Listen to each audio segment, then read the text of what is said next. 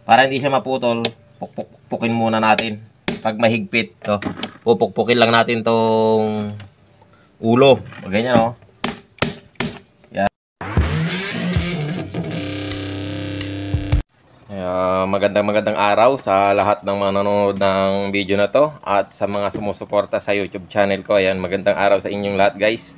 At may i-repair tayo ngayon na isang Eureka washing machine, no, na 7.8 kilos. Ang problema nito, sabi ng may-ari, ginagamit tapos biglang tumigil. O ayan, o, mapapansin niyo may mga sabon-sabon pa, madumi pa, pinangkatatanggal lang ng tubig. O tumigil daw, ang akala brand out. So pina-check sa akin, check natin. Ang naging problema niya ito, kasi ang unang-unang gagawin dyan, i-check natin tong plug sa tester. So kanina chinek ko siya, ala siyang palo kahit na gumagana yung timer. So ito ang problema niyan. Ngayon gumagana na siya, ayan. Oh, mapapansin niyo maandar na. Oh, yan. Oh, yan, oh, okay na siya. Pag sinaksak natin yan, aandar na naman yan. Kaya lang nag-o-overheat. Sa mga ganito kasi talagang washing, ang problema niya, pagka nag-o-overheat, titigil talaga yan kahit na gumagana, tapos bigla na lang ihinto pag nag-o-overheat. Nag-o-overheat yan kadalasan ganito. Ito, tignan natin sa ilalim. Pakita ko sa inyo, no? Binuksan ko na siya. Ayan. Ang nangyari kasi, mapapansin niyo yung LEC laglag, ayun, no? Hindi na siya kasama sa pulley na umiikot. Kaya papaikutin natin siya. Oh. Subukan natin siyang paikutin para maipakita ko sa inyo na overheat. Kasi ito, oh, ayan, laglag na yung, dilim yung camera, no? Yan, laglag na tong pulley. To nakatanggal na siya. So pagka ganyan na nakatanggal na, nakalaglag na yung pinaka blower to, to yung LEC nya. Pagka ganyan na nakatanggal na yung LEC, ang kadalasan nagiging problema niya, overheat. So, gumagana, umiikot, tapos yung blower hindi na. Ang gagawin natin dyan, ikakabit lang natin siya para hindi siya mag-overheat. So, babaklasin muna natin itong washing. So, tatanggalin natin siya para hindi na siya mag-overheat. Babalik lang natin siya sa dati. Eh, no, kung kapit natin tong belt para mapakita sa inyo na ayan, pag inikot natin yung kwan, hindi na sumasabay yung ano, naiiwan na yung pulley, no, laglag yung blower. Ayan, yan. Hindi kasi matutukan ng malinaw ng camera, no. Yan. So ayan, oh, mapapansin niyo tanggal. Oh, yung blower niya, hindi na siya kasamang umiikot sa kanyan. Nakalaglag na. Kaya nag-overheat siya. Sabi nung may-ari, ayaw daw gumana. Pag ganyan, gagana uli yan pagka lumamig. Aandar siya uli. Magugulat na lang kayo pag lumamig, gagana siya uli. Pagka ganyan, ang problema niyan, ang unang-unang nagiging problema kasi pagka ganyan, kaya siya nag-overheat. Mabagal nang umikot kasi yung pump belt niya, umi-slide na. So babaklasin natin, pakita ko sa inyo yung belt, saka yung nalaglag na blower, yung pinaka LEC ng motor. Babaklasin muna natin siya para makita natin ng maayos. Pero bago natin siya baklasin, ayan yung may-ari, ano, ng washing. Shout out kay Nanalita, ayan. Shout out din sa mga silent viewers natin dyan, sa mga sumusuporta sa channel ko, ayan, sa mga bagong subscribers, sa mga kapwa nating technician. Shout out kay Donato Matias ng Pasay City. At shout out din kay Leodatech TV, kay JR Kalangaray Vlog.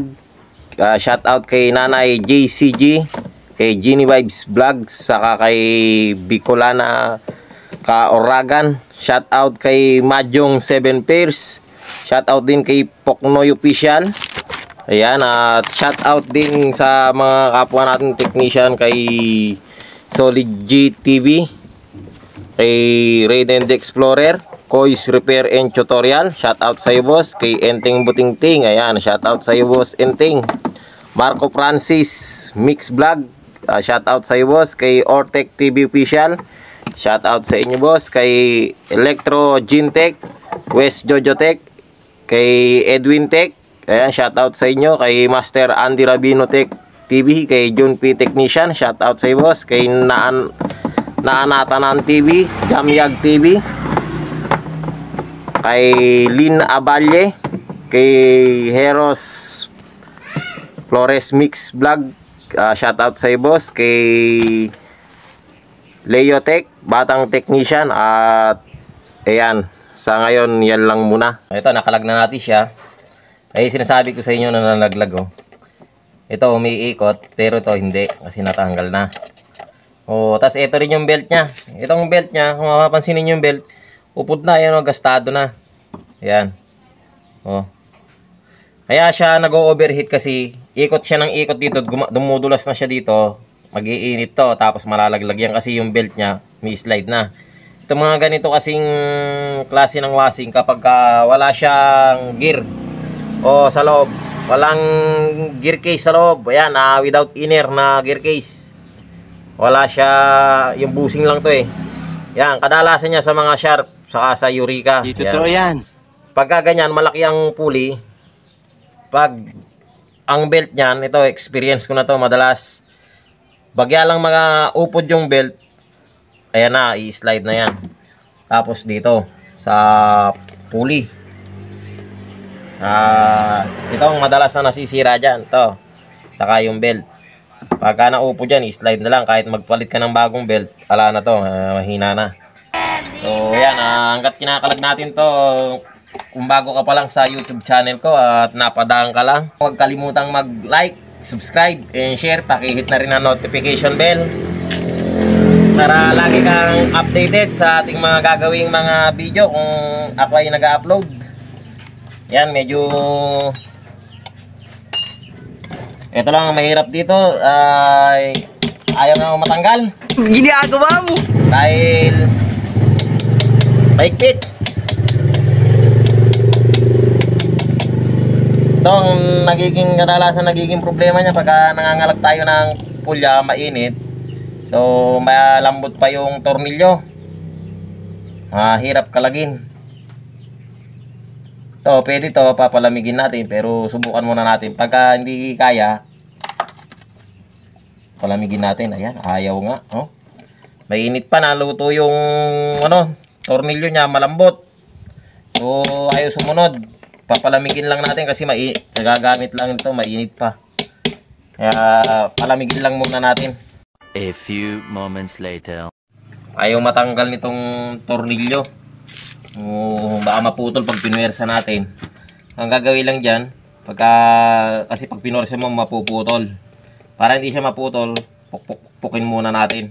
Pag mahigpit, pupukpukin lang natin tong ulo. Ganyan, oh.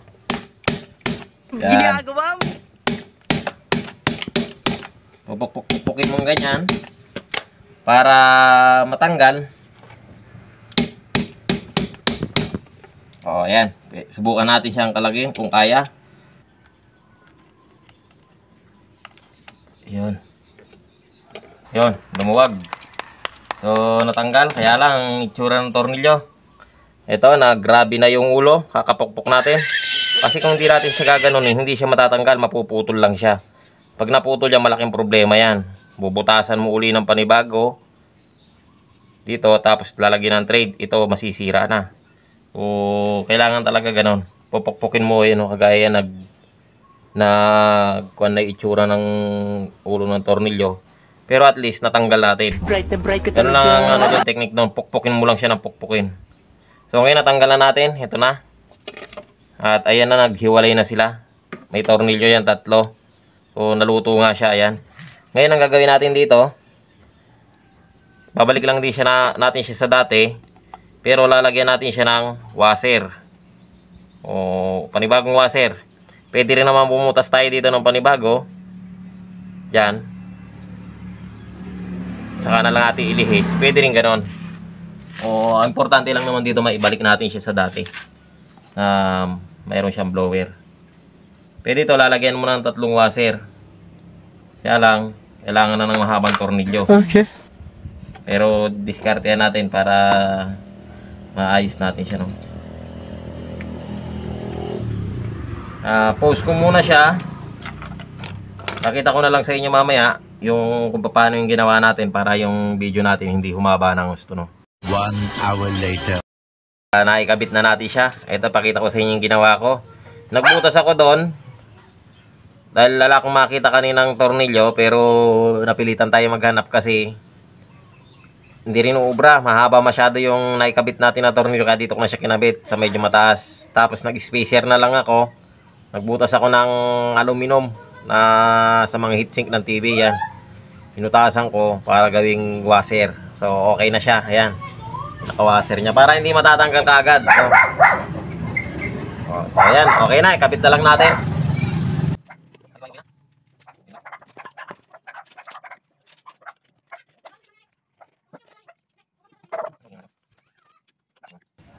Okay na. Ikabit na lang natin. Ito, bumili na ng bagong fan belt yung mayari. Ayan. At wala tayong makitang ano, kasing size niya talaga. Ang kinakabit ko dito, ito A31. Ayan guys, kabit na lang natin. At ito A31, ayan, sa mga hindi pa nakakaalam ng size ng fan belt, ito, no? Replacement niya A31. Replacement lang naman yan. Kasi yung original niya medyo malaki na siguro, ng bagyang-bagya lang point siguro, pero pagka mahigpit mag-a-adjust na lang tayo dito sa may motor. Okay guys, kinabit ko na.